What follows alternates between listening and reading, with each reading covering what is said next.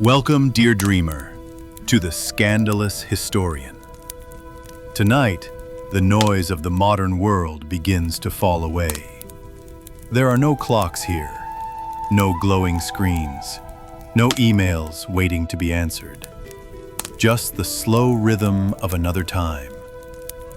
If you enjoy these quiet journeys through history, hit subscribe, like, and comment where in the world you are listening from. Don't forget to turn on notifications for a new sleepy story every night. Now, tonight, we begin our journey in the shadows of Roman grandeur. Not in the Senate, not at the Colosseum, but underneath the arches of a bathhouse. Beneath its marble walkways and tiled domes. Beneath the perfume of lavender oil and the murmur of conversation. Where heat lives and where a certain kind of life unfolded, unnoticed. We'll explore what it was really like to serve at the heart of Roman public leisure. The sweat, the silence, the aching repetition. And from there, we'll rise. We'll walk with Caesar on the final morning of his life, step by step, breath by breath, through marble corridors, whispered warnings, and the stillness before the blade. Then we'll descend again, into the forgotten caverns beneath Rome, into temples cut from stone and memory, into the shadowy rites of a secretive faith, the cult of Mithras. And finally, we'll surface into a villa. We'll enter the quiet world of a Roman matron, among linens and censers, oils and letters. A day that is both soft and sharp, both sacred and watched. But for now, we stay below, in the heat, in the quiet world of service. Let us begin. The hour before sunrise is always cold, even in Rome, even in summer. The stones beneath your bare feet are cool with night damp, though the air in the hippocastum, the furnace room, already begins to stir. It is a familiar contrast. Cold walls, hot breath. You've been awake for some time now, not because you were called, but because the body, when trained by habit, no longer needs a bell. There's no room for alarm or dreaming in your corner of the city. Here, sleep is short, and mornings arrive without fanfare. You are a slave, and your life belongs to the fire, not metaphorically, quite literally. You feed the fire, you breathe with it, you bend to it. Your job, your survival, depends on keeping it alive. You work in the hippocaust beneath the Roman public baths. That space is not grand, not beautiful, of crumbling pillars, smoke ducts, and brick-lined flues. You move crouched, quiet, efficient. It is a world below the world. The bathhouse above will open in just under an hour. The first visitors will be older men, retired soldiers, merchants, who like to arrive early. They'll expect the floors warm, the air thick with steam, the marble benches softly radiating heat from within. Not blazing. No, too hot and they'll complain. Too cool and the steward will beat you. Balance. That's your job. You serve balance. The fuel this morning is a mix of pine and olive wood. The scent, if you weren't so used to it, would almost be pleasant, sharp and resinous, then buttery. But after a while, it becomes its own kind of silence. Just another presence in the room. The furnace you tend is not a single hearth. It is an enormous, brick-walled belly beneath the caldarium, the hot bath, and you must feed it. Slowly, constantly, with measured care. If it grows too fast, the heat will crack the tiles. If too slowly, the patrons will enter a lukewarm pool, and a lukewarm bath insults Rome itself. You use long iron tongs to push the wood deeper. Sweat rises from your shoulders even though it's still dark. Your tunic, What little fabric you wear is already damp. You've lost count of how many mornings you've done this. At some point, they all blend together. The same rhythm, the same muscle movements, the same burns on your forearms, the same smoke in your throat. Once, you had a name.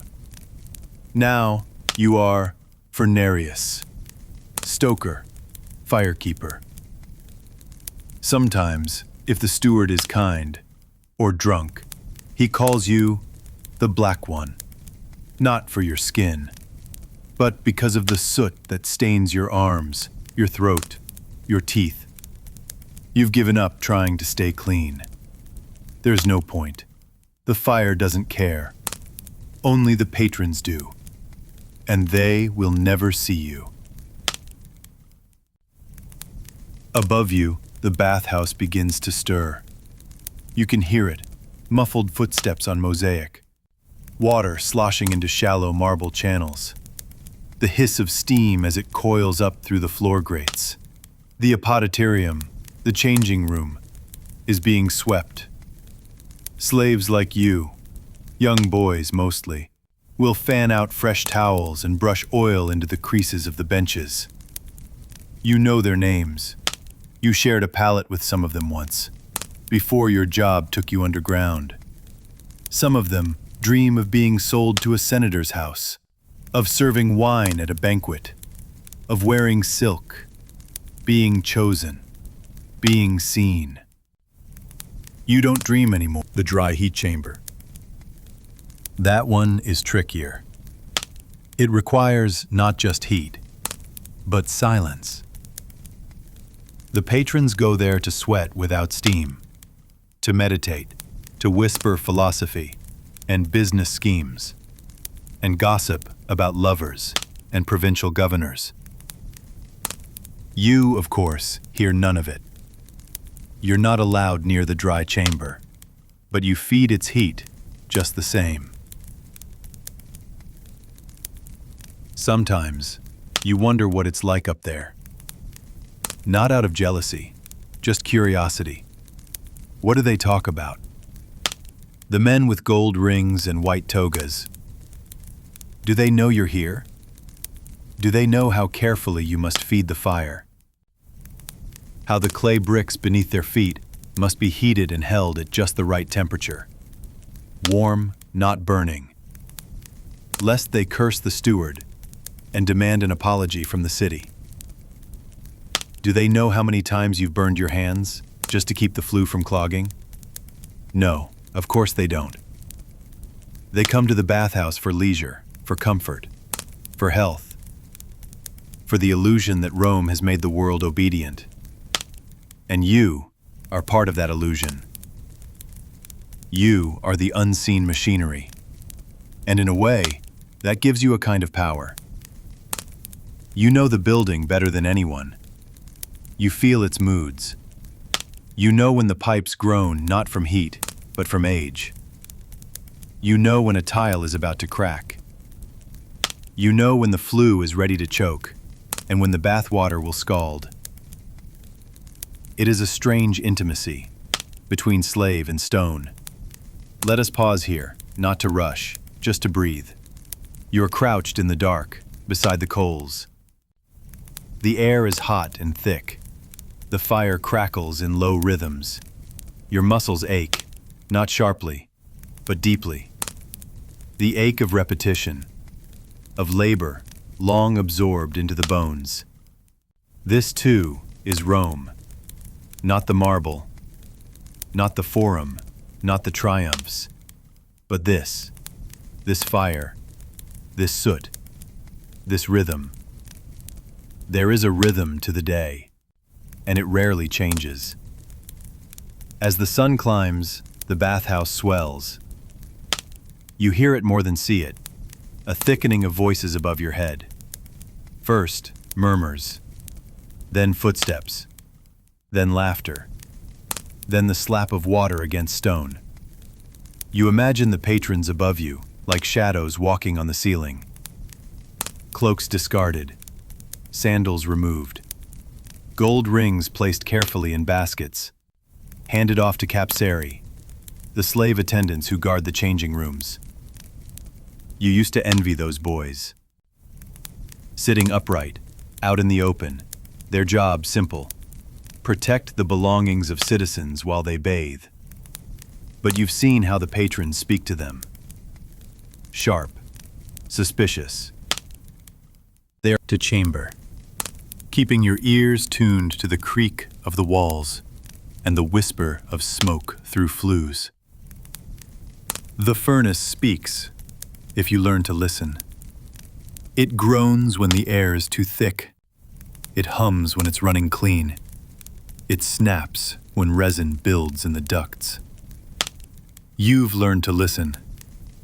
A fine layer of soot rests on your eyelids.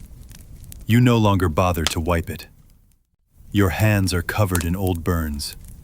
Some are smooth and white, others are more recent, tender, pink, and dry. You've grown skilled at wrapping them quickly in strips of cloth before the heat can infect them. No one checks. No one asks. There is no physician for a furnace slave. Only routine. Above, the wealthy patrons progress from warm room to hot, then to the cold plunge. The frigidarium, the icy pool that jolts the body after steam. The cold water is drawn from the aqueduct and stored in deep cisterns beneath the bathhouse, far from where you work. Sometimes you catch the scent of it. Mossy, mineral-rich, sharp and pure. That scent is like a dream. You have never bathed in the frigidarium, not even on the day you were brought here. Slaves do not bathe among citizens. Once, years ago, after everyone had gone, you were allowed to wash in a bucket outside the furnace room. You remember the feel of the cool water running down your spine. But it wasn't luxury. It was maintenance. Even a stoker must be washed from time to time to keep disease at bay. You are not alone in the hypocaustum. There are 3 others like you, though you rarely speak. Each of you is assigned a separate zone of the bathhouse. One tends the fire beneath the laconicum, the dry heat chamber. Another minds the boilers near the pool room. The third, older and slower now, supervises repairs, watching for cracks in the tiles, warps in the ducts, signs that the stone is tired. You, the youngest, are the fastest. It is a dangerous kind of praise. When the flu chokes, they call for you. When a fire needs feeding quickly, they send you. When someone must crawl beneath the pillars with a bundle of kindling and a pouch of pitch, it is always you. Your limbs are narrow, quick. Your skin still heals. They assume it always will. But you know better. Already your knees stiffen when you rise. Your shoulder burns from a twist you earned last winter, slipping on wet stone. You do not speak of it. Pain is a private thing, like a thought, like a prayer. You rest only once during the day, swells into a private kind of theater. Beneath them, the furnace needs no coaxing. It runs hot now, humming with purpose. So you step back for a moment. You crouch near the wall where the soot doesn't cling as thickly. There is no chair, no meal, just a pause, a breath in the dark. You take a small sip from the clay cup kept beside the ash pile. The water inside is tepid, metallic, but it wets your throat. You close your eyes, not to sleep, only to remember that you have them. Someone once told you, another slave, long gone, that fire was alive, that it listened, that it judged. You aren't sure what you believe, But you treat the fire with respect. You never spit near it. You never curse aloud in its presence. You place the wood gently, like setting down a child. You never leave the iron prods resting against its belly. It has spared you, so far. That is enough.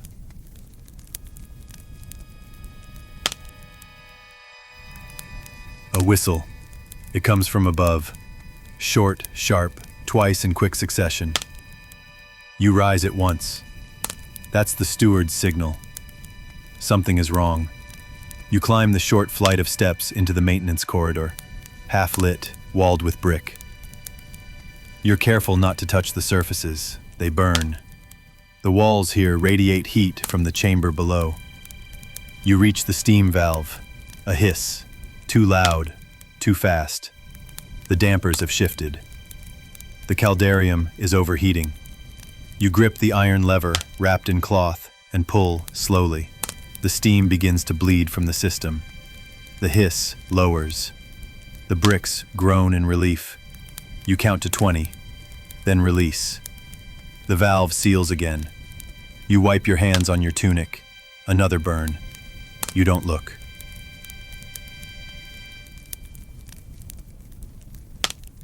That night, after the bathhouse closes, you tend the embers. You don't extinguish the fire entirely. It must be banked, covered with ash, and left to smolder, so it can be revived at dawn. You do this slowly, gently. The fire doesn't like haste. Once, a new stoker tried to rake it too quickly, to clear the coals all at once. The flame spat back. His face never healed.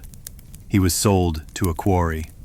You think of him sometimes, but not often. There isn't room in your mind for grief, only procedure.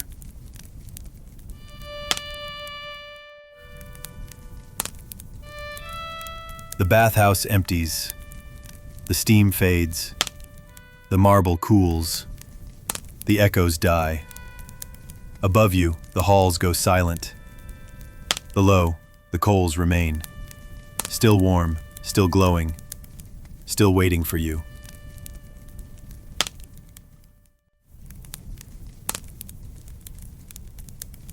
The hours of ash.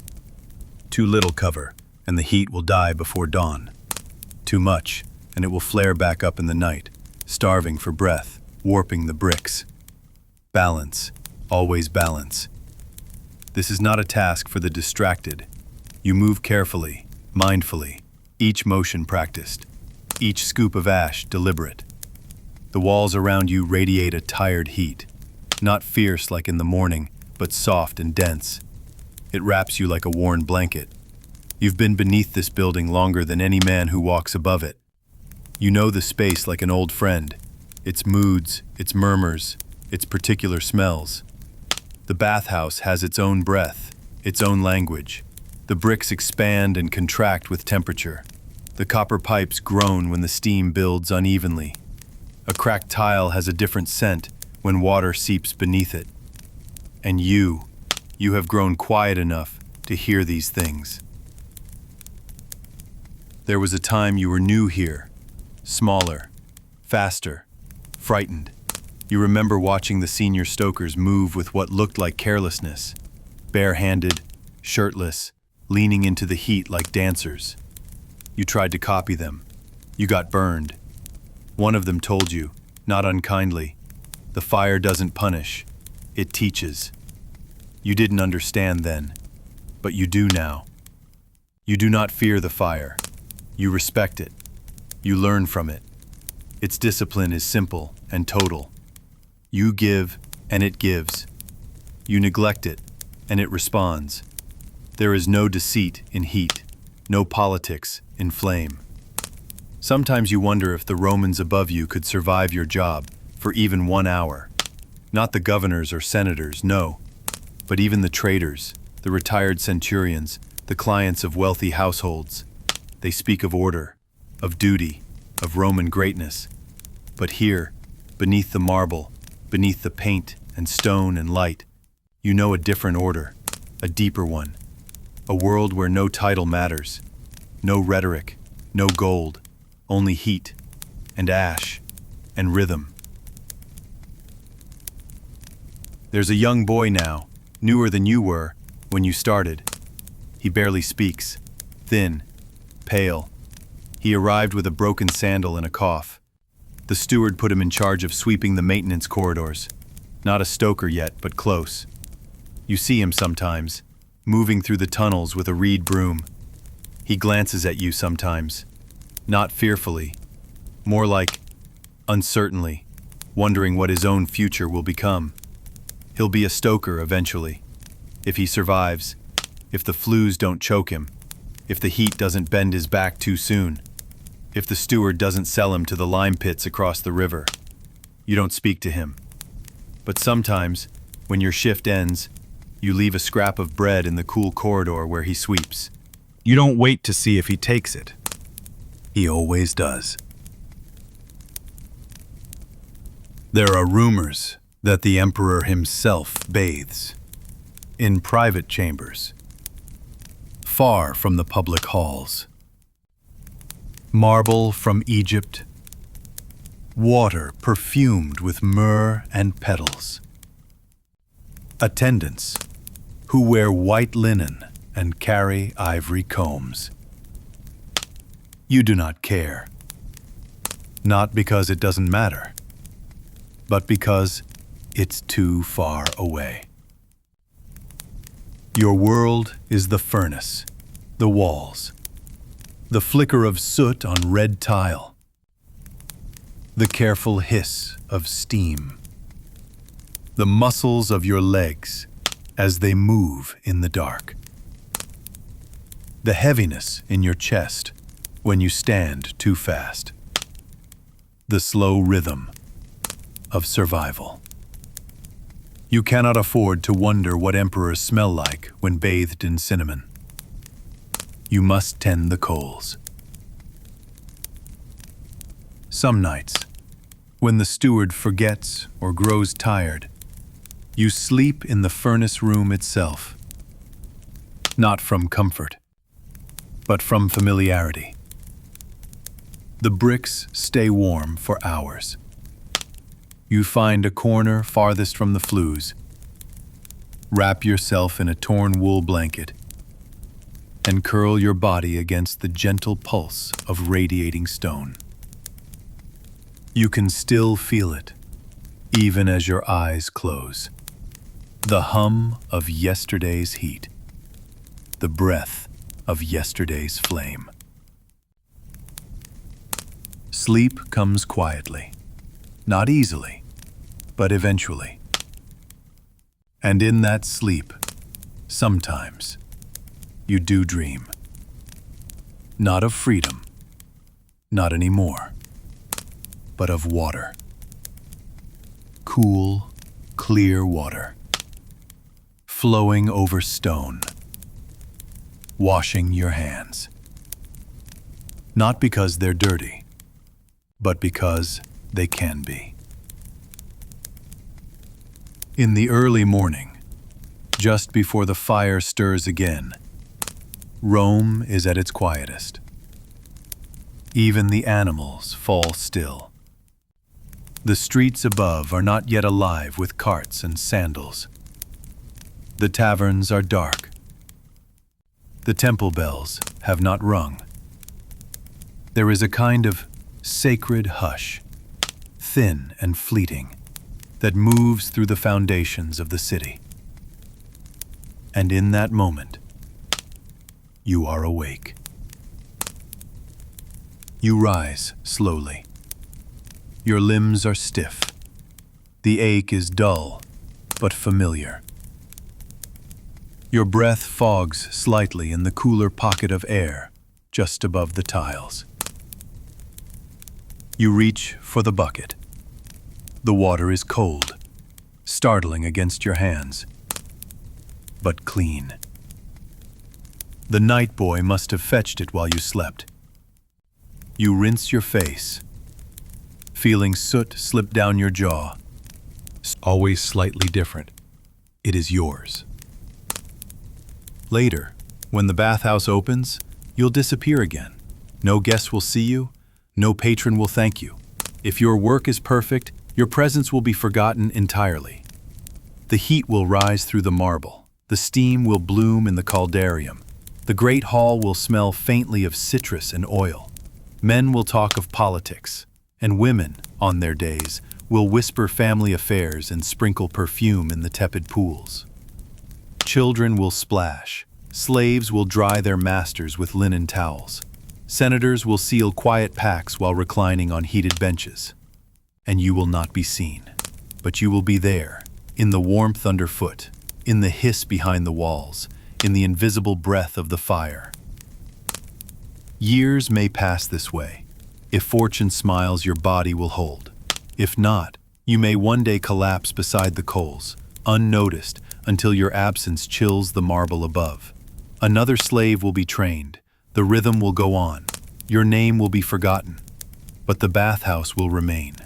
And the warmth will remain. Hundreds of years later, when the empire has fractured and the fires have gone cold, archaeologists will uncover what remains. They'll marvel at the mosaic ceilings, the marble pillars, the bathing pools ringed with drains and carved niches for oil. But beneath those, always beneath, they will find the tunnels. They'll find the hypocaust system. Charred bricks, iron tools, a rusted rake, a cracked pot where someone once kept water. They'll wonder aloud how hot the fires burned. They may even imagine the men who tended them. But they will not know you. Only your rhythm, only your heat, only the silent evidence of your care. The Roman bath was a miracle, they will say, a marvel of engineering, of culture, of civilization, and somewhere beneath all that praise, beneath the feet of the past, you will still be there, tending the fire. Imagine the morning light over Rome. It seeps slowly between the columns of temples, pools faintly in the open forums, and stretches its fingers across the cobbled streets, softening the edges of marble, warming the scent of damp stone, and carrying ever so faintly the promise of spring. It is the 15th of March, 44 BCE, the Ides of March, and the most powerful man in the Roman world is awake. His home, though well appointed, is not a palace. Julius Caesar, dictator perpetuo, lives in a modest residence on the Via Sacra, the sacred road that curves through the heart of the city. The rooms are quiet. Servants move carefully, deliberately, avoiding unnecessary noise. Not from fear, Caesar is not known for cruelty in his household, but from reverence and perhaps unease. For weeks now, something in the house has been different. A tension, imperceptible to outsiders, but clear to those who live by routine. Last night, his wife Calpurnia woke from troubled sleep. She dreamed the walls ran with blood. She begged her husband not to leave home today. Outside, the city prepares for a Senate meeting. Not just any meeting. This one will be held at the Theater of Pompey, in the Curia Annex, built at its edge. The usual Senate house, the Curia Julia, is still under renovation. And it is there that Caesar is expected. But he hesitates. He's already dressed. The white toga, trimmed with purple, draped with the ease of habit. The red boots of a consul. The signet ring that gleams faintly on his finger. Yet he sits, still, on the edge of his couch. A tray has been brought. Bread, olives, a small bowl of honeyed wine. He hasn't touched it.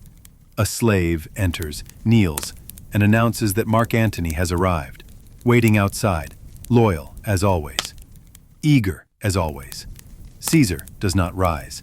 His mind is elsewhere, not on his enemies, not even on his politics, but on the strange weight in the air, the scent of the morning, the feeling that something, somewhere, has already begun to end. This was not supposed to be his fate. Julius Caesar was not born into obscurity, but neither was he promised greatness. His family, the Julii, were patricians, yes, but not powerful. He was once mocked for being soft, for being too well groomed, for his poetry, his debts, his taste for Greek philosophy. He should have been outmaneuvered, exiled, or forgotten long ago. But Caesar was patient. He studied, he charmed, he waited. He fought in Gaul, not just with weapons, but with dispatches, letters read aloud in the forum, where his victories could be heard and retold before his face ever returned to the city. He crossed the Rubicon not just in defiance, but in perfect timing, marching on Rome when his enemies hesitated. He took power not through force alone, but through spectacle. He gave the people grain, gladiators, games. He offered order after years of civil war. And now, he sits alone in the stillness before his final act. You can hear the city beginning to stir, hammers in the distance, a caged bird crying out for morning, the clatter of sandals on stone as slaves gather water from the fountains. Antony shifts his weight outside the threshold, growing restless. He does not yet know what others have planned. He does not know that even now, a group of men with names that will echo through history, are preparing to greet. Caesar not with homage, but with blades. They carry daggers wrapped in cloth. They've agreed on the number of wounds, though not out loud. They've chosen their moment.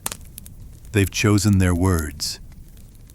They believe this is a necessary act, not revenge, not hatred, but a return to libertas, to the old republic, where no man wears a crown, where no name outweighs the Senate.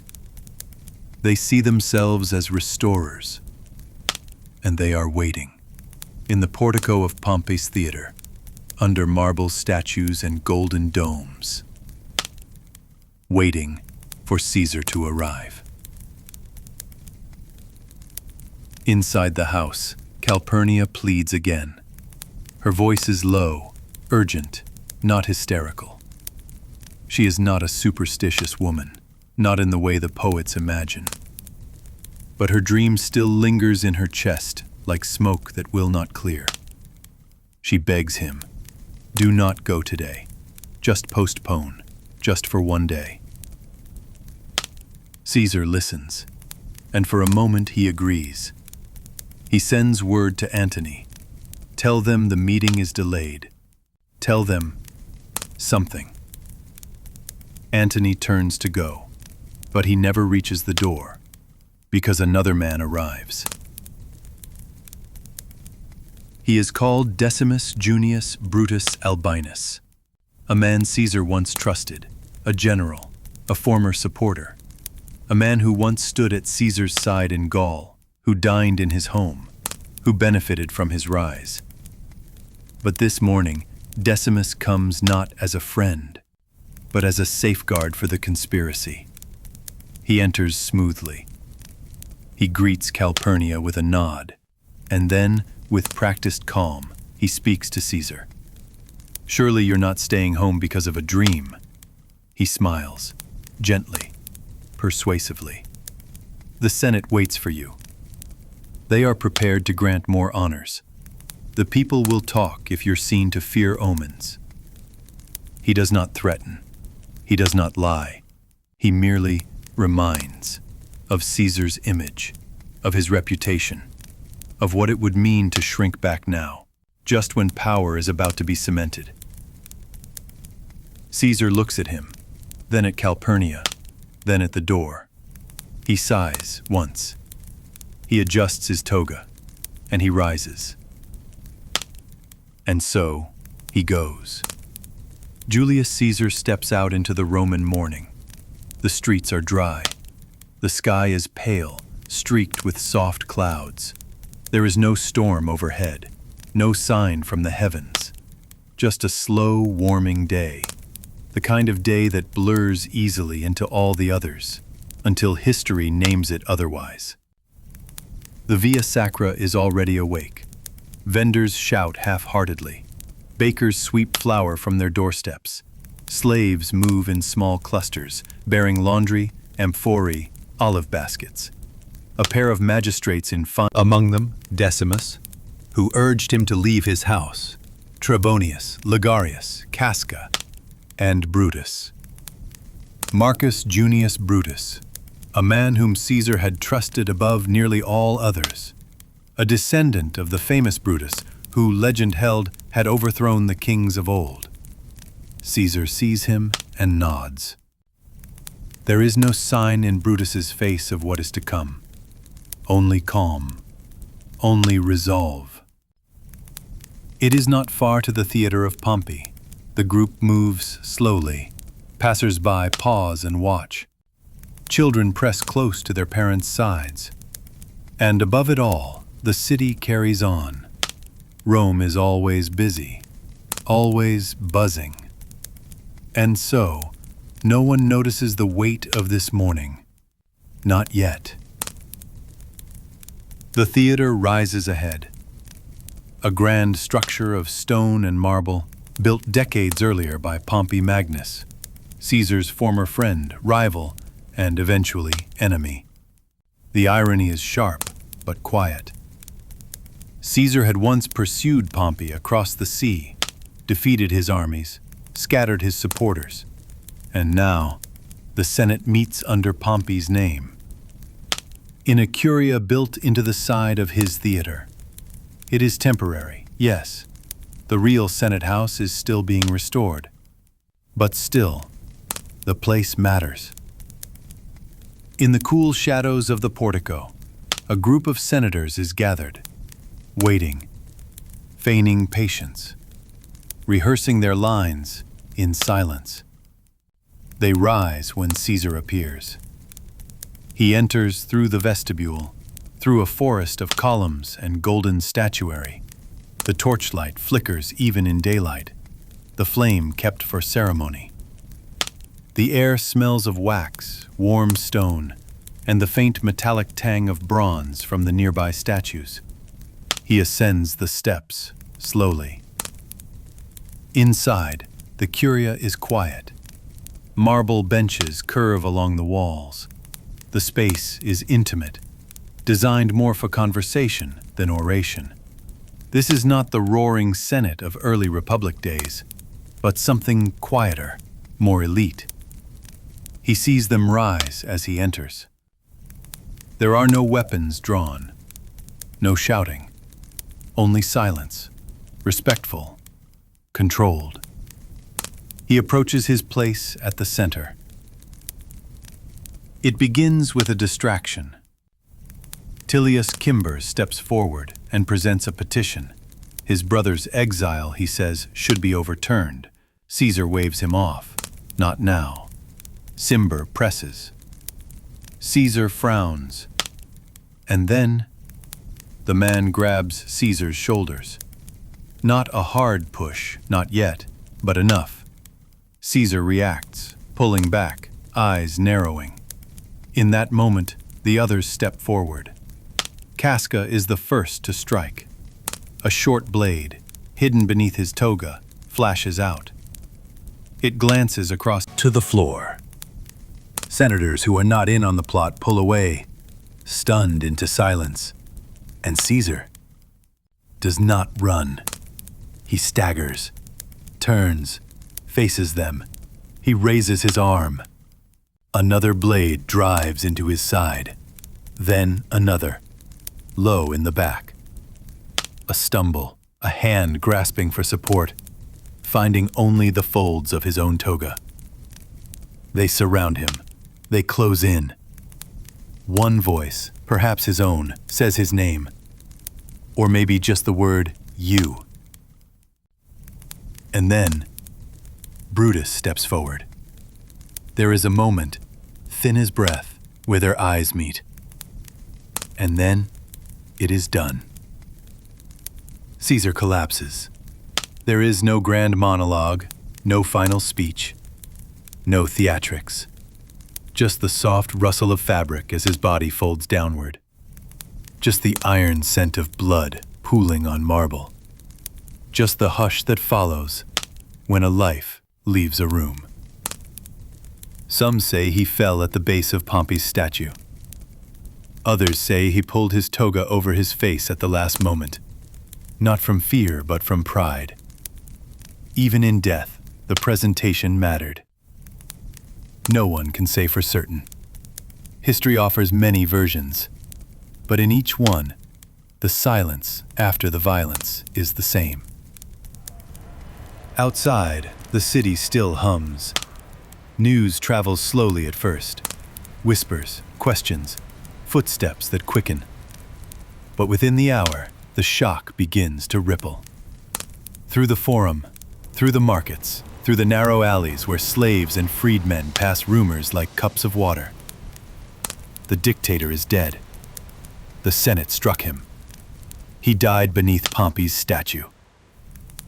No one yet knows what it means. Not the senators, not the citizens, not the soldiers in their barracks. Not Mark Antony, who was deliberately kept away by Trebonius just minutes before the attack. The city holds its breath. Rome has always feared kings, but it has never known quite what to do without them. The Curia is still. Caesar's body lies slumped at the base of the senator's bench, the hem of his toga soaked in the deep red of his own blood. It pools around the polished soles of their sandals, tracing the contours of the marble floor. The silence after the killing is heavier than the act itself. The conspirators stand motionless for a moment. Some breathe heavily. Others wipe their blades. No one speaks. They did it. They have done what the Republic demanded. At least in their own minds. Removed a tyrant. Preserved liberty. Struck down the shadow of kingship before it became flesh. But the city does not erupt in applause. There is no celebration waiting outside. Only the noise of ordinary Roman life begins to form like frost.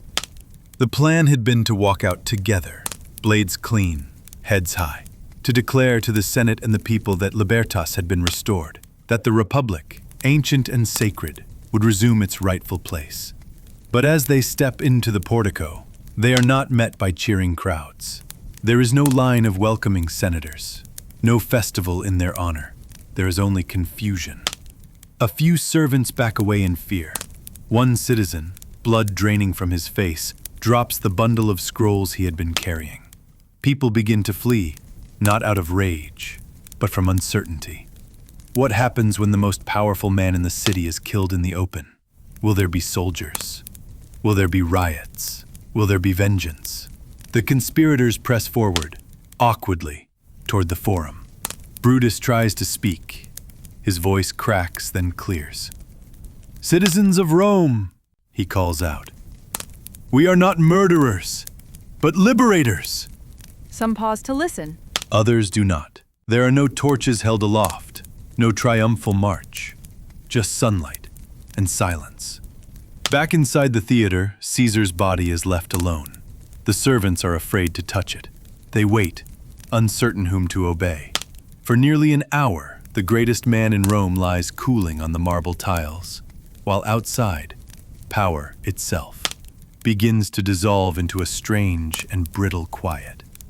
By midday, news has spread to every district. At first, no one knows what to believe. Is Caesar truly dead? Were there foreign mercenaries? Did he wear armor beneath his robes? Was he poisoned, stabbed, struck by lightning? Rumor swells like rising water, and in the absence of order, fear takes hold. Shops close early. Bakers board up their stalls. In some quarters, people begin to hoard water and grain. In others, priests lock the temple doors and extinguish sacred flames, unsure what rites to perform. For years, Caesar has been not just a man, but an institution. He reformed the calendar, controlled the armies, appointed magistrates, oversaw coinage, temples, trade. His death is not just a removal, it is a rupture. And the Republic, for all its dignity, has no replacement ready. Mark Antony finally arrives at the Curia. He has heard whispers. He moves fast, but not recklessly. He has seen many assassinations. He knows what power looks like when it breaks. When he enters the theater, the scent of blood is immediate. He sees Caesar's body, kneels beside it. There are no tears. Not yet. only silence and calculation. Antony was no fool. He had once tried to crown Caesar himself, lifting a diadem at the Lupercalia festival, a symbolic gesture met with mixed cheers. He had seen how Caesar hesitated, rejected the crown, but had not quite refused the idea of kingship. He also knows that Brutus and the others are already spinning their story. So Antony remains quiet, for now. The Senate is thrown into disorder. Some flee the city entirely, riding out to country estates. Others barricade themselves in their homes. Still others, men who just hours earlier had shaken Caesar's hand, begin drafting statements of loyalty to the liberators. And among the crowds, grief begins to swell. Not political grief, but personal. Caesar was not universally loved, but he was loved. By soldiers who had marched with him through Gaul, by freedmen whose debts he had erased, by the poor who remembered the grain, the games, the generosity. They begin to gather. Outside the theater, then in the forum. They speak softly at first, then they weep, then they chant his name. The city waits for a funeral, for an answer, for someone to tell them what will happen next. The senators offer nothing. The conspirators, in hiding, draft their proclamations but hesitate to read them aloud. And so the silence lengthens. And in that silence, Antony begins to move. The day of the funeral arrives. It is not held immediately. There are disagreements, delays. The conspirators debate how to proceed. Some want a quiet burial, out of sight, without procession or public ceremony. Others, more cautious, suggest a proper ritual will ease tensions. In the end, it is Mark Antony who seizes the moment. He offers to deliver the eulogy. He does not demand punishment. Not yet. He does not call for revenge. He asks only for decency, for closure, for a man of Caesar's stature to be mourned with honor. The conspirators, unsure of how the crowd will respond, reluctantly agree. The body is placed on a bier in the forum for all to see, and the people come. They come not in orderly lines, but in floods. Thousands, freedmen, tradesmen, laborers, veterans. Some carry sprigs of laurel. Others throw coins into the crowd, a custom once offered by Caesar himself during festivals. It is not a festival now. It is a reckoning. Mark Antony steps forward. He stands beside the body, not embalmed, not masked, but real, still and pale. The red of the wounds now faded to a dark brown, beneath the folds of blood-soaked cloth. Antony does not raise his voice. He does not to every Roman citizen. How he left his private gardens to the public, how even in death he gave. And then carefully, he shifts the tone. He does not accuse the conspirators directly, but he holds up Caesar's cloak. He shows the holes, rents in the fabric. This was the unkindest cut of all, he says, pointing to the tear where Brutus struck. The people begin to murmur. He does not need to raise his voice. He lets the weight of silence do the work. Then he steps away. The crowd surges forward. At first they weep, then they shout, then they scream. Someone lifts a torch, another throws dry kindling. The bier is set alight, not by official decree, but by the will of the people. The fire roars up, not neatly, but wildly. Flames leap into the air, crackling, uncontrolled. People throw tunics, wreaths, even benches onto the blaze. The smoke rolls thick through the forum, and through it all, the rage builds. The conspirators flee. Brutus, Cassius, the others, they escape the city. Some to the hills, others to provincial outposts. They thought they had restored the Republic. But the crowd has made its decision. They want justice. They want order. They want Caesar. Rome burns for days, not with fire, but with passion. Graffiti spreads across the city, verses in red paint praising Caesar, damning the conspirators. People name their children after him. Artisans begin crafting busts. Priests light candles. A new kind of myth begins to grow. And into that myth steps Octavian, Caesar's heir, his adopted son. Young, thin, unassuming, but with the name Caesar behind him. And behind that name, a new era waiting. The Republic never truly recovers. The old balance of Senate and citizen never quite returns. In the years to come, Brutus and Cassius will die in battle. The civil wars will rage again. Octavian will become Augustus, and the Republic will quietly fade into empire. But on that day, on the Ides of March, none of that has happened yet. There is only a quiet body on the floor, a cloak torn, a dagger slick with blood, and a city waiting to decide what it remembers. Imagine yourself in Rome, not the sunny, triumphant Rome of marble triumphal arches and busy forums, but the Rome you would only know if you listened. It's early evening. The city above is beginning to settle into its night rhythm. The shadows have stretched across the paving stones, and the lamps are being lit, small flames dancing in their bronze bowls. The shouts of vendors are replaced by the clink of bowls in kitchens. Children are being called home. The wind has shifted, brushing gently through the fabric of awnings, through the gaps in stone, through doorways only half closed.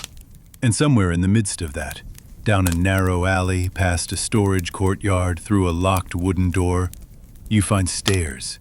Rough, worn stairs cut into stone and covered in dust. They lead downward. Each step is cooler than the last. The scent changes too, from olive oil and iron to something older. Damp earth, burned wax, the faint trace of incense long extinguished.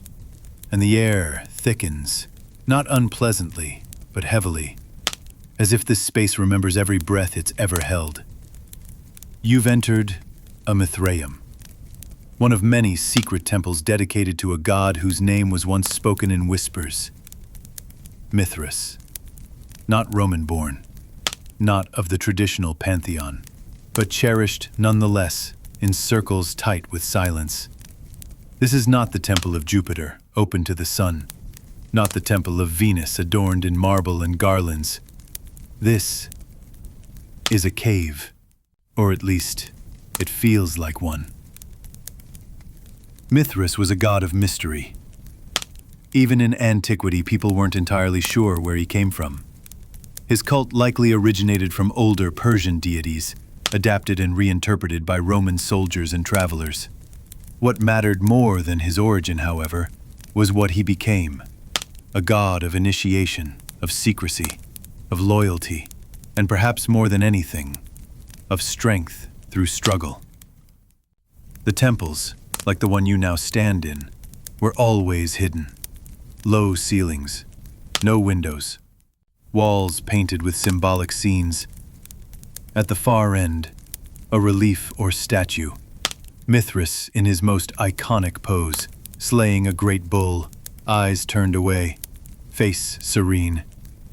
He does not look angry, nor victorious. He simply acts. No one today can say precisely what that moment meant to his followers. The bull slaying, called the tauroctony, was central to the cult, but layered in riddles. It wasn't destruction for its own sake. The blood of the bull may have been thought to give life, to regenerate the world, to sanctify those who witnessed it. A sacrifice not of rage, but of renewal. and the followers, known only to each other, would gather here, beneath the surface, beneath the noise of empire. You step further in. The room narrows toward the back like a funnel. Benches of stone line either side, enough to seat perhaps 20, maybe 30 at most. This was never a place for crowds. Mithraic worship was intimate, male only, bound by levels of secrecy and initiation. There were ranks, 7 in total, each symbolized by different emblems: torchbearers, soldiers, lions, even the father. Initiates would advance, but what exactly they learned, we still don't know. So little was written down. Most religions leave behind sacred texts. This one left behind silence. What we do have are fragments, carvings, images, symbols that repeat. The bull, of course, a dog, a serpent, a raven, a chalice, a fire, the zodiac signs arranged above Mithras's head. Each detail meant something, but that meaning was guarded, protected. Even now, thousands of years later, it remains elusive, and in that lies its power. Archaeologists have uncovered dozens of Mithraea across the former empire, from Britain to Syria. Some are beautifully preserved, others collapsed. A few were deliberately buried, hidden when the cult faded, either by persecution or by its own secretive decline. Here in Rome, there are several. One beneath the church of San Clemente, another beneath the baths of Caracalla, and others, lost, yet whispered of, marked only in passing, or forgotten entirely. Some believe there are Mithraea still undiscovered, entombed beneath modern buildings, lying dormant beneath foundations, sealed with stones by hands that meant never to return. And even those that have been found remain enigmatic. There are altars with inscriptions in Latin, some honoring Mithras as Deus Invictus, the unconquered god. There are underground pools, perhaps for ritual washing, channels in the floor, possibly to collect the blood of sacrificial animals, narrow side rooms, likely used for preparation or reflection. Everything in the Mithraeum served a purpose, and yet so much remains just out of reach, like reading a language you almost understand. The cult of Mithras was especially popular among Roman soldiers. This makes sense. It was a faith that celebrated discipline, endurance, brotherhood. It required trust, a willingness to be tested, to submit to trial, to prove oneself again and again, not for the public eye, but for a quiet circle of peers.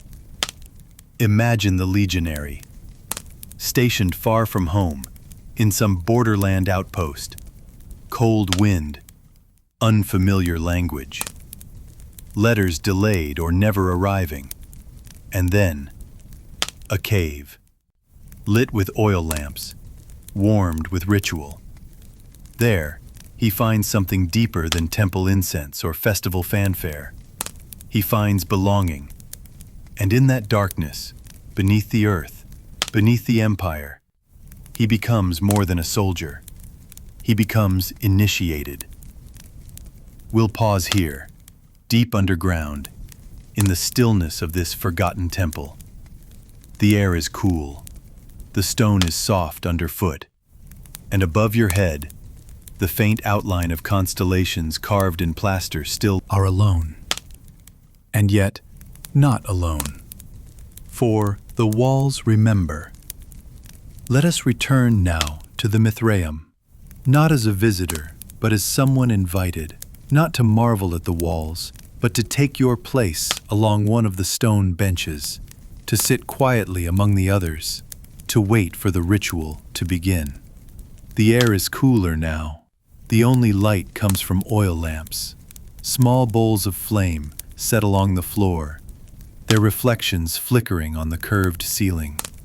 Their smoke clings to the plaster, darkening it over years, curling into the paint and soaking into the stone. There is no music here, no chanting yet, just the soft rustle of movement as men settle into position. Sandals shifting, robes brushing against stone. The priest, or perhaps better said, the pater, the father of the temple, moves slowly. He does not preach. He does not command. He gestures, and each man knows his place. At the far end of the room, just below the relief of Mithras slaying the bull, there is a stone table. Not an altar in the public sense, but a table of offering. Sometimes food is placed here, sometimes wine, sometimes only a symbolic item, a dagger, a loaf of bread, a flame. The space is not for spectacle, it is for meaning. And the meaning, though never spoken aloud, is shared. Imagine the structure of this gathering. The men are not all of equal rank. There are 7 grades in the Mithraic tradition. At the lowest, the Korax, the raven, a messenger, a symbol of passage. Perhaps the initiate who begins his journey. Then the nymphus, the bridegroom, a role bound to transformation. Next, the Miles, the soldier, who pledges loyalty and defense. The Leo, or lion, comes after, associated with fire, with purification.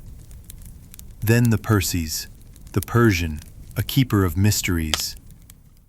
The Heliodromus, the sunrunner, follows, perhaps a representation of Mithras's companion, who carries the sun across the sky. And finally, the pater, the father, the guide, the elder who has moved through all ranks and now bears the weight of the ritual. Each rank may come with specific clothing, insignia, tasks, but little survives in detail. What we have are carvings, sometimes showing symbols associated with each grade. A torch, a crown, a dagger, a bowl.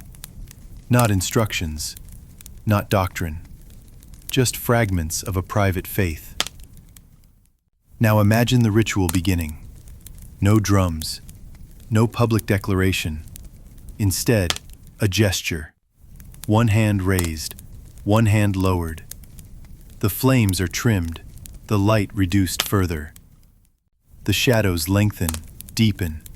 A bowl of... It's closer to preparation, a symbolic cleansing.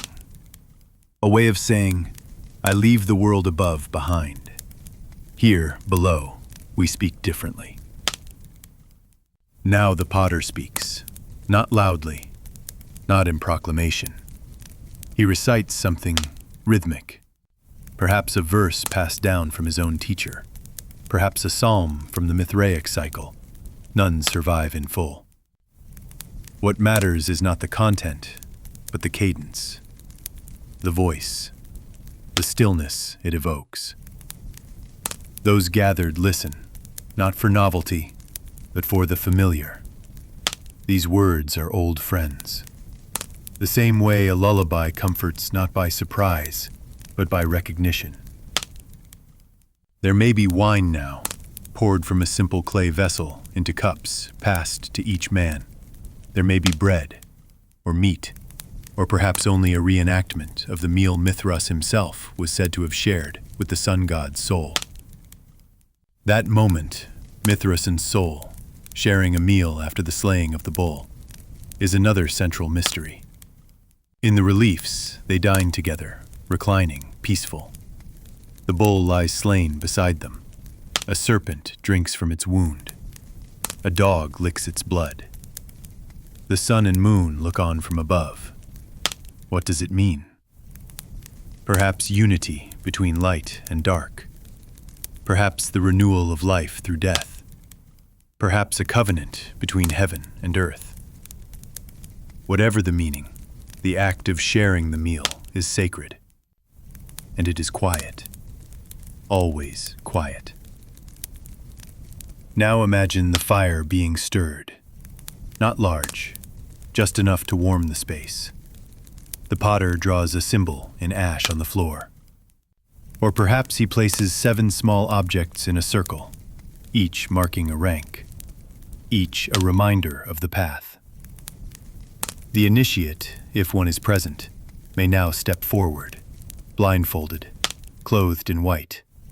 He kneels, not to beg, but to enter. A whispered question, a whispered answer. He is led through a small ordeal, perhaps a symbolic trial, a recitation, a test of will, of memory. We do not know the details, but we know they existed, and we know they mattered. This was a faith not of belief alone, but of transformation. One did not simply become Mithraic.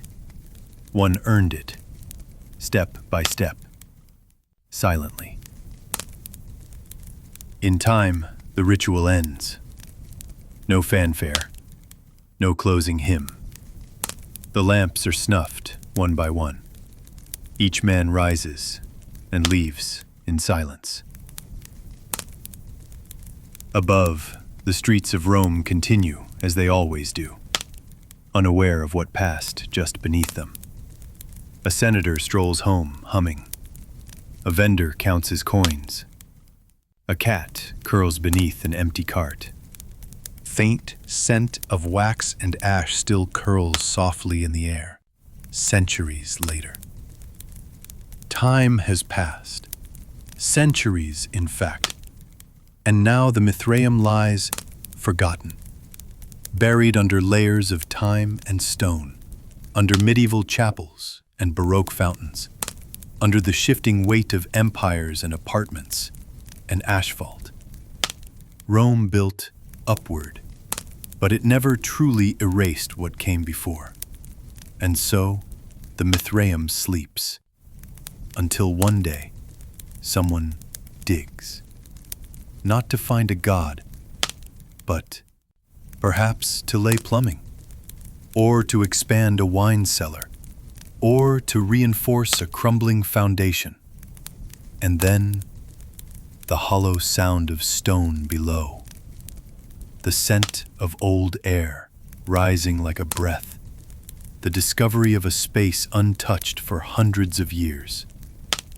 One such discovery happened beneath the Church of San Clemente, a beautiful basilica richly painted, standing just a few streets from the Colosseum.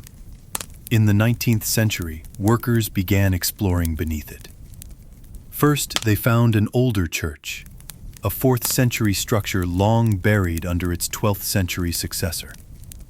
And then, deeper still, another level, a narrow corridor, stone benches, a vaulted ceiling blackened with soot, a central chamber with the carved image of Mithras, locked forever in the act of slaying the bull. This was no Christian chapel. This was a temple of something far older and far more secret. And it had survived, sealed away beneath centuries of construction, forgotten entirely, yet perfectly preserved in its silence. The lamps were long gone, the worshippers dust. But the feeling remained. Even now, if you visit, the temperature changes as you descend. And when you reach the Mithraeum, the noise of modern Rome has vanished completely.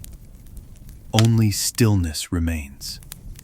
Other temples have been found too, beneath the baths of Caracalla, beneath apartment complexes and parking lots, even in the outskirts of Rome, where ancient villas once stood, and beyond Rome, across the empire. Mithraea have been unearthed in London, in Ostia, in Dura Europos, on the Syrian frontier. Each one tells a different piece of the same story. Always underground, always narrow and windowless, always bearing the same symbols. Mithras, the bull, the torchbearers, the raven, the serpent, the stars, and always shrouded in silence. What's striking is how little written doctrine survives. No scrolls, no gospels, no codices, just images, inscriptions, a few cryptic dedications carved into stone. We know the names of some the initiated. Knowledge passed from mouth to mouth, from hand to hand, and when the cult began to fade, when Christianity rose and the old temples were closed, the silence grew deeper still. Some Mithraea were destroyed, others were sealed deliberately, hidden not by accident, but with reverence, as though even in death, the temple deserved to sleep whole. What drove the decline? It's difficult to say with certainty. Mithraism was always somewhat exclusive, male-only, tightly hierarchical, and secretive. It did not seek mass appeal. It offered no salvation through faith alone. Its rituals were demanding, its meanings opaque. By the 4th century CE, the empire's energy was shifting. Christianity, once a persecuted sect, had become imperial, public, accessible. Its message was broad, its community open, its scriptures widespread. Compared to the hidden flame of Mithras, Christianity blazed across the empire with unprecedented speed. And in time, Mithras was forgotten, not defeated in battle, just outgrown. The same way night yields to morning. But fragments endured. A broken altar tucked beneath a basilica floor. A scratched symbol behind a cistern wall. A half-buried statue found beneath a stairwell in Ostia. Each piece like a note from a lost melody. And when brought together, they hum with the outline of a world once alive, with whispered vows and flickering firelight. A world beneath the empire's marble skin. And perhaps the most mysterious truth of all? Even now, we don't know how many more Mithraea remain. Rome is layered like a palimpsest. Every building rests on bones. Every street curves atop forgotten foundations. And somewhere, sealed in dust and ash, untouched by light for over 1,000 years, another Mithraeum may still wait. Its benches empty, its altar cold, but its memory intact, ready to breathe again, if gently disturbed. Imagine sitting again in that subterranean space, not in ancient Rome this time, but in the present. The Mithraeum has long been emptied of its worshippers. The torches have gone out. The dust has settled thickly across every surface. Yet somehow, the room still holds presence. Stillness, yes, but not absence. The past lingers here like a soft echo, not loud enough to disturb, just enough to be felt. There's something curiously comforting in that. Not everything below the surface is ominous. Not every secret is a danger. Sometimes, what is hidden is simply personal, private, kept safe by shadow. That was the soul of Mithraism, not a religion of conquest, nor of spectacle, but of intimacy. Men sat elbow to elbow, not to declare, but To listen. To endure. To belong. And in that, there's something universally human. The desire for ritual. For meaning not shouted, but whispered. For community without audience. For transformation through experience, not explanation. We may never decipher every symbol in these temples. We may never know what each animal meant, or what each level of initiation required. But perhaps that's part of the point. Mithras was not a god of clear rules and open temples. He was a god of the threshold, of the passage, of the journey inward. And the temple itself, a narrow stone room beneath the ground, was the perfect metaphor. You had to descend to enter. You had to leave the noise of Rome behind. You had to sit still in the dark to feel the light of the ritual. In modern times, mystery cults are often misunderstood. The word cult today carries weight, a suggestion of manipulation or danger. But in the ancient world, a mystery cult simply meant a faith rooted in secrecy, in initiation, in personal experience over public declaration. The Eleusinian Mysteries, the cult of Isis, the rites of Cybele, all offered something the official temples didn't: a way to participate deeply, to be tested, to be changed. For the average Roman, the state religion was a matter of form. You made your sacrifice, you said the right words, you moved on.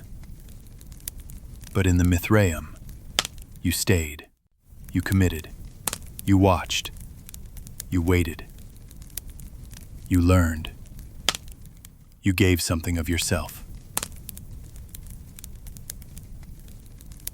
We can't know the faces of those men anymore. Their names, if ever inscribed, have been worn away by time. Their memories live only in the tools they left behind: a bowl, a lamp, a carved relief soft with age. But we can feel their silence, their breath in the chill air, their feet brushing stone as they entered, late at night, one by one.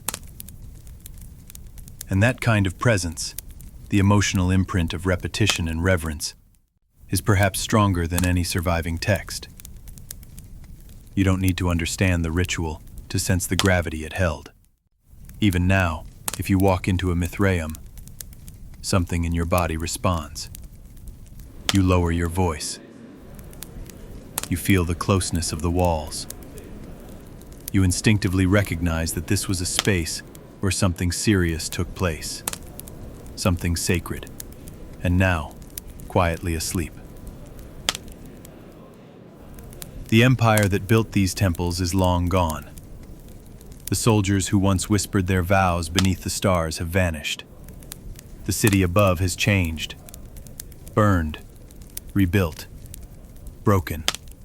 Not even belief, but presence.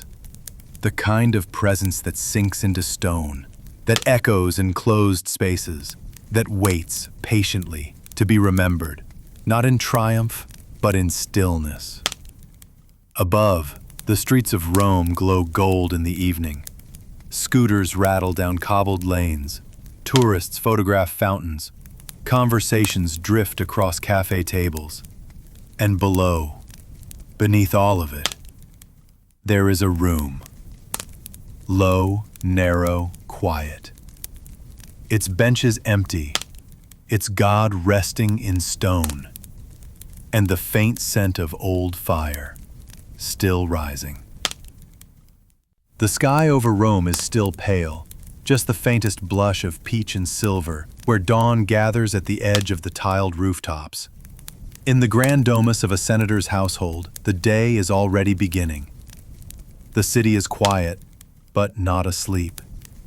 Even before the sun has crested the Capitoline Hill, the low, murmuring hum of labor begins to echo softly in the background of elite Roman life. Slaves rise first, carefully, quietly. Their movements are practiced, fluid. Doors are unlatched without creaking. Sandals are drawn on without sound. The atrium is swept before the matron's bare feet might cross it. You are she, the matron of this house.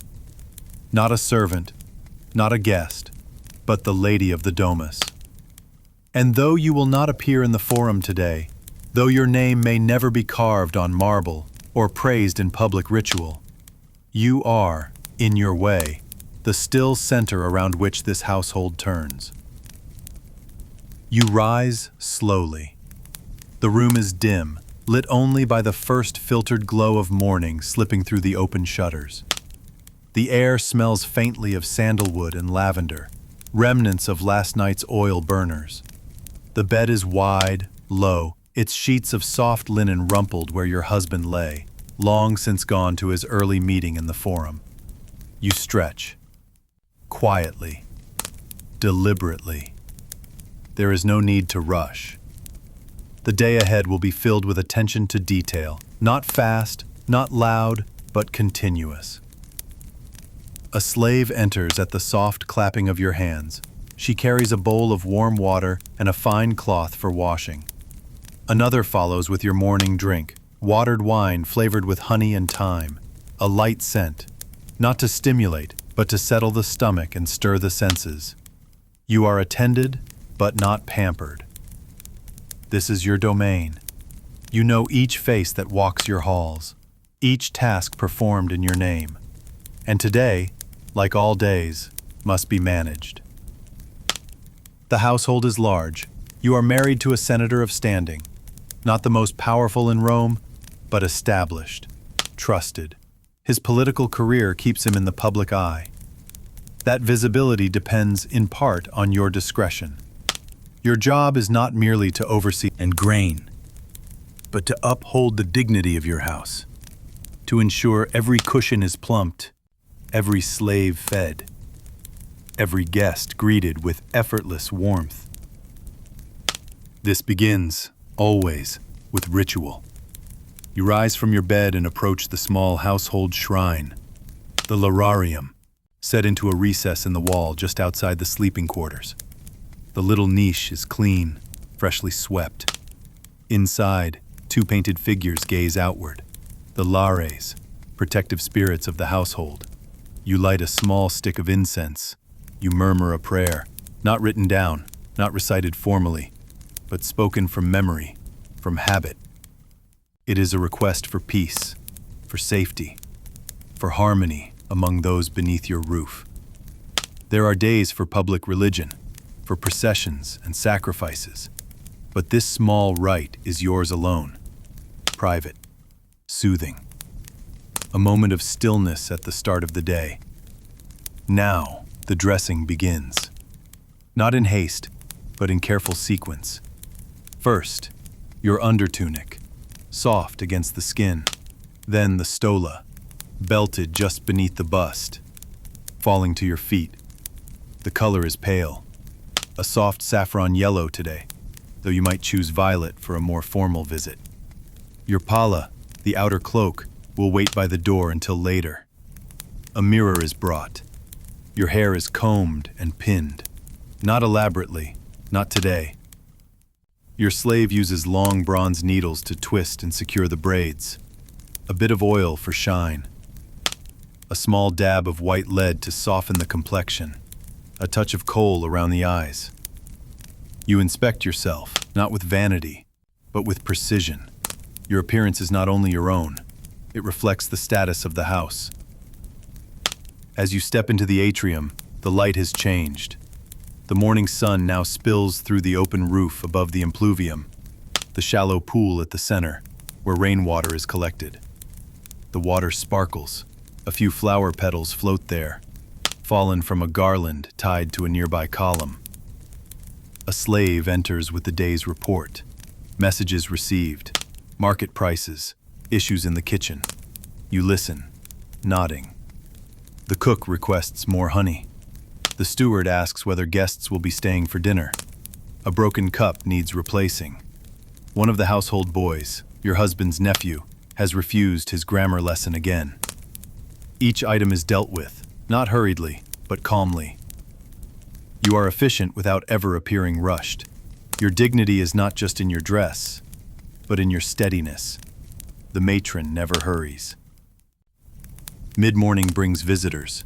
A neighboring matron arrives, escorted by her body slaves, carrying a small basket of wool and thread.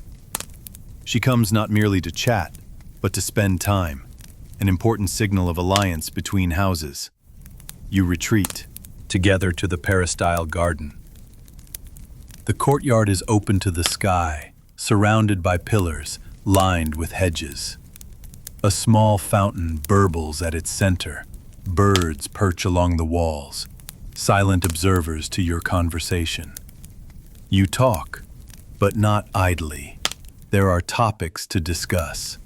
A cousin's engagement, the mood of the Senate, a neighbor's new Syrian slave, rumored to be educated in music. You sip watered wine. You embroider. Your fingers move, steadily, shaping colored thread into leaves along a linen edge. This is not boredom. This is maintenance of self, of home, of status. Every hour you spend calmly within your domus reinforces the order your life depends upon. Around you, the slaves move like quiet machinery. One brings figs and almonds on a small bronze platter. Another refills your cup. A third brushes a fallen leaf from the mosaic floor. They do not speak unless addressed. They are always near, but never in the way. You know their names, their histories. You remember which ones are brothers, which ones are quick-tempered, which ones respond best to kindness, and which require a firmer tone. You are not cruel, nor are you sentimental. This is a house, and it must run smoothly. Your power is not written into law, but it touches everything. Later, you'll check on the wool stores. You'll inspect the household ledger. You'll oversee the laying out of perfumes for the evening and instruct the cook on how to prepare the dormice and how many lamp wicks to light in the dining room. You'll speak to your daughter briefly about her letters. You'll correct a mistake in a slave's stitching, not with scorn but with calm instruction.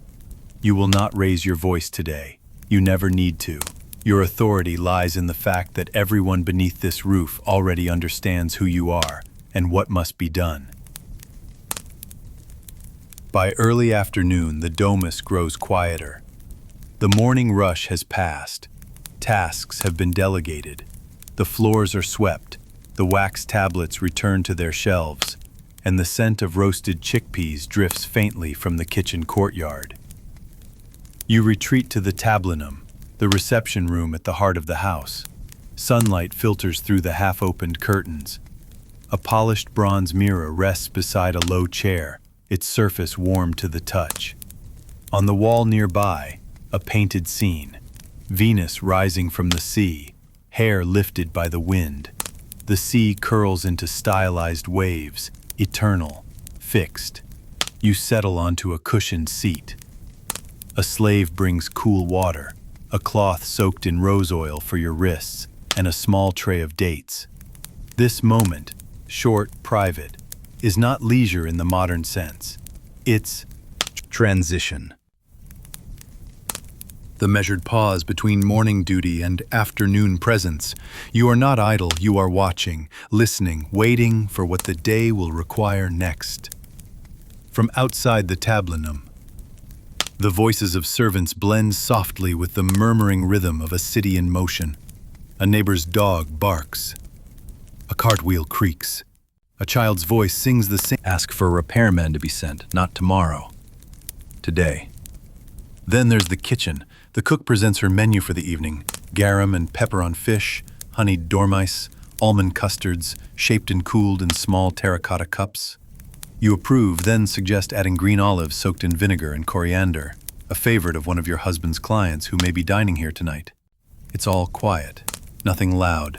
No one shouts, no one runs, but everything moves, because you move it. In the side courtyard, the slaves are changing shifts. You walk past without fanfare, observing as they gather in twos and threes, discussing tasks in hushed Latin. A young boy carries a tray of pressed linens. A woman bends to stir the dye in a clay pot, her arms stained blue to the elbow. You do not speak, but they see you, and they adjust. Your presence is not a threat, it is simply known, felt, like the weight of a curtain, like the scent of oil in the air. Later you return to your daughter. She is in the study room, hunched over her wax tablet.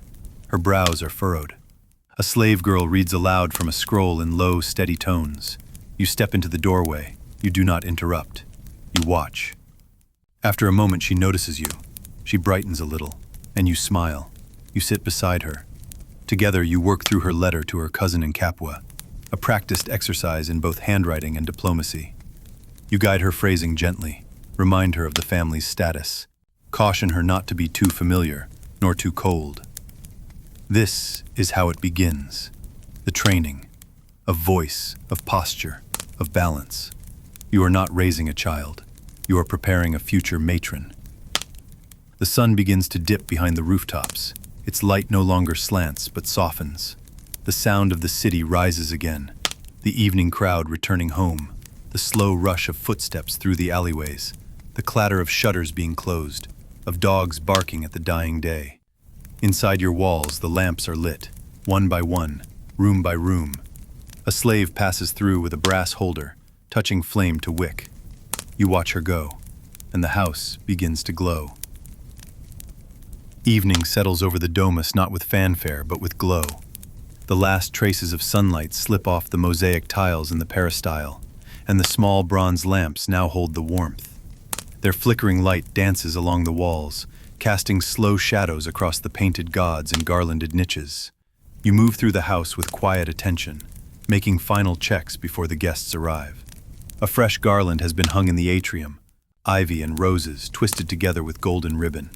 The steward has ensured the floors are free of dust. The fountain trickles softly at the center of the garden, its rhythm like a heartbeat. Servants have been instructed where to stand, how to bow, when to pour. There are rules, even to ease. This, too, is your responsibility. Not the feast, not the politics, not the seating chart. That is your husband's realm. But the atmosphere, the tone, the invisible thread that ties the house together and makes it gracious. It is yours, and tonight it must be perfect. Your appearance is reviewed once more. The slave girls bring the ivory pins, the fine gold earrings, the shawl of translucent silk that drapes across your shoulders. Perfume is dabbed at the throat, myrrh and cardamom, a scent not sharp, but warm. Each layer is chosen with purpose. The stola is a richer tone than this morning, deep violet with a narrow border of embroidery, modest but expensive. Your sandals are clean, the leather softened from years of wear, the laces tied without a wrinkle. Your hair has been rebraided, higher now, with 2 delicate coils at the crown of your head, pinned with jet and coral. None of this is vain. It is preparation. A Roman matron dresses not for beauty, but for symbolism, for status, for serenity, for presence. When you walk into the dining room, you do so not as a wife, but as the embodiment of the house. Guests begin to arrive.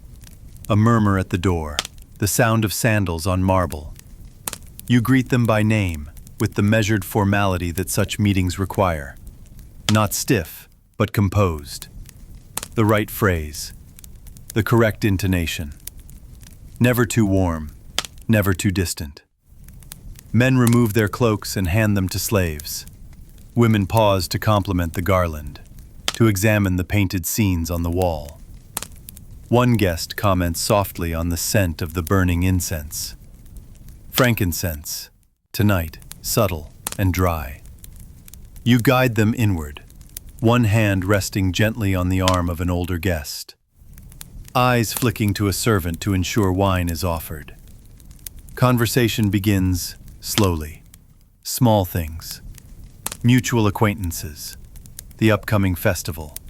A recent decision in the Senate.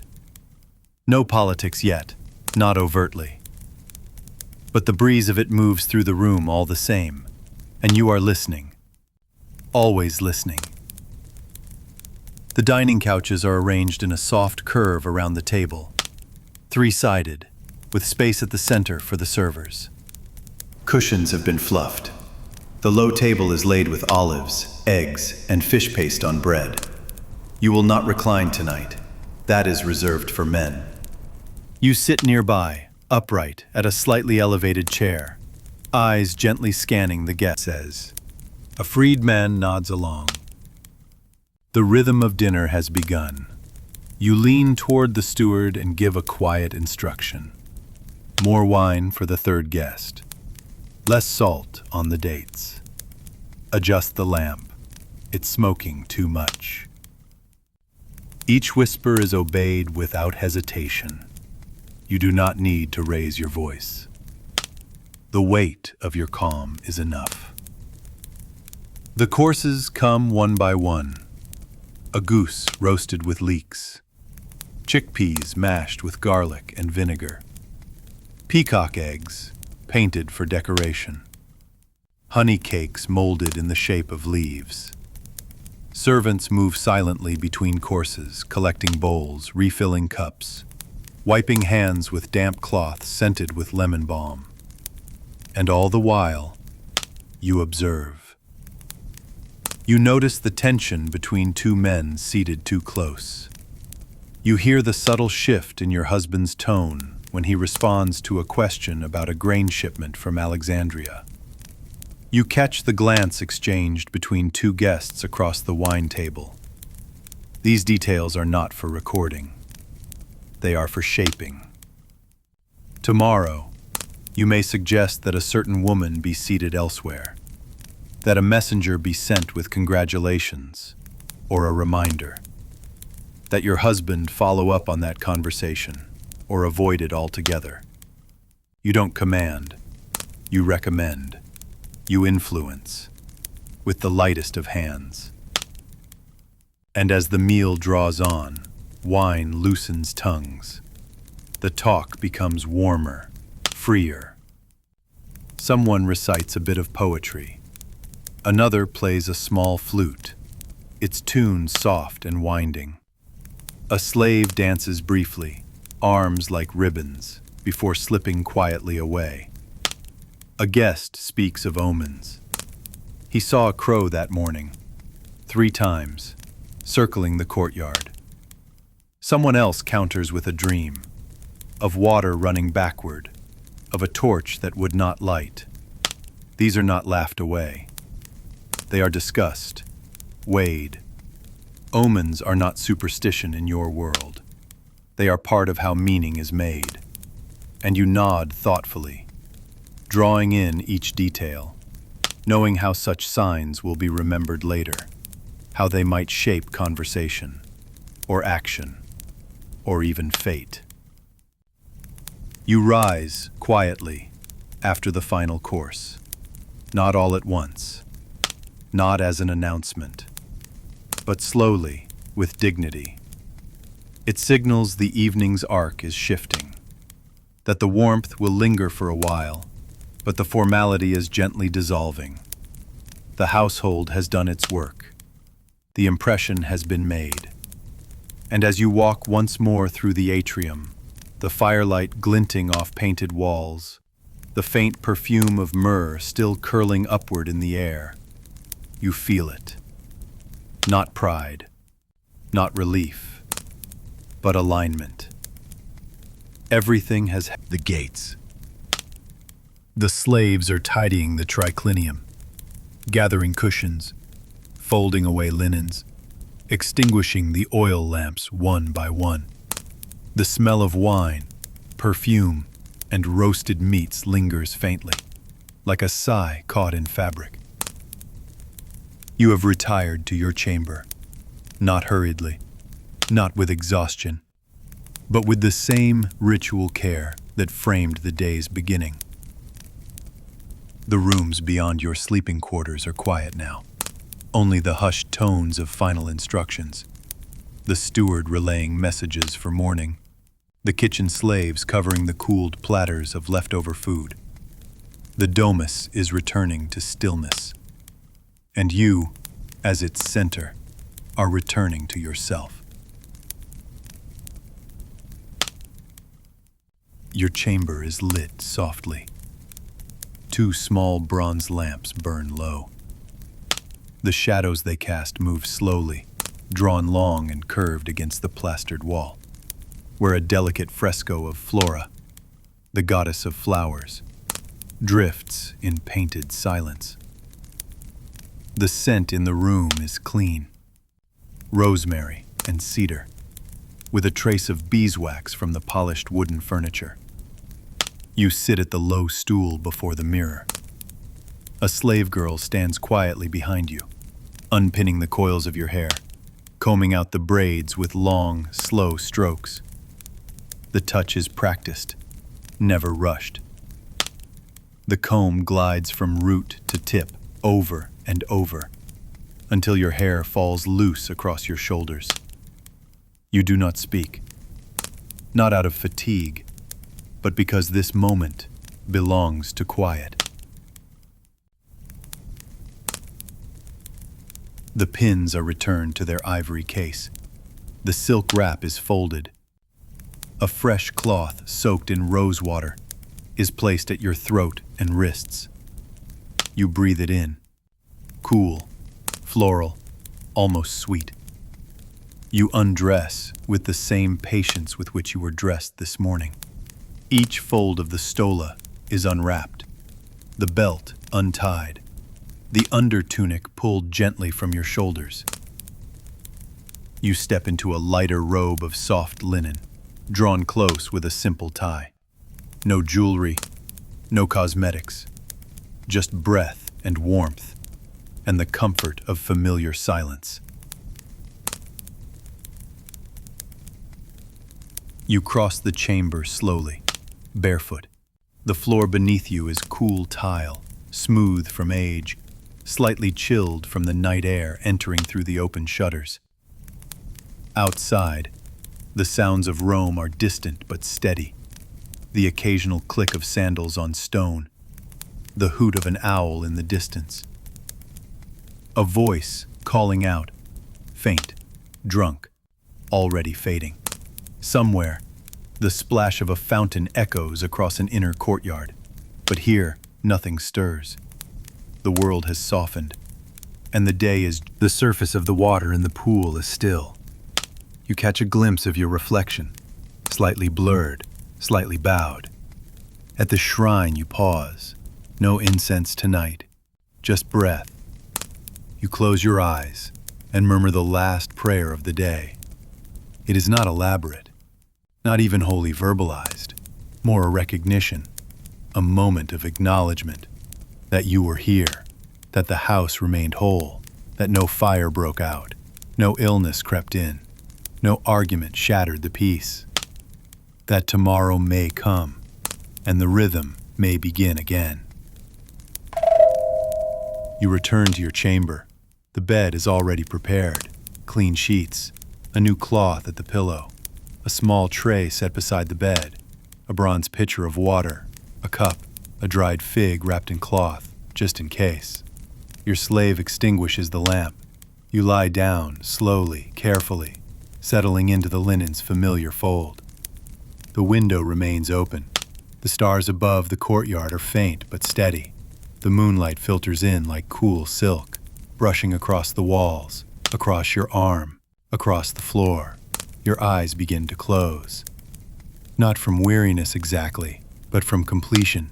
The day has been tended, not controlled, not conquered, but kept. And that is enough. You think briefly of what tomorrow will hold.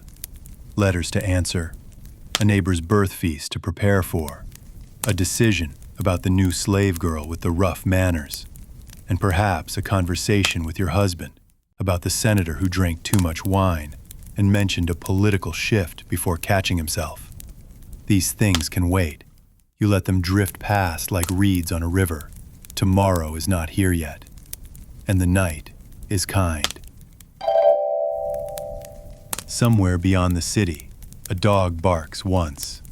A wind brushes the rooftops, and in the distance, the first cockerel calls, not as a herald, but as a reminder that even now, even in rest, the rhythms continue.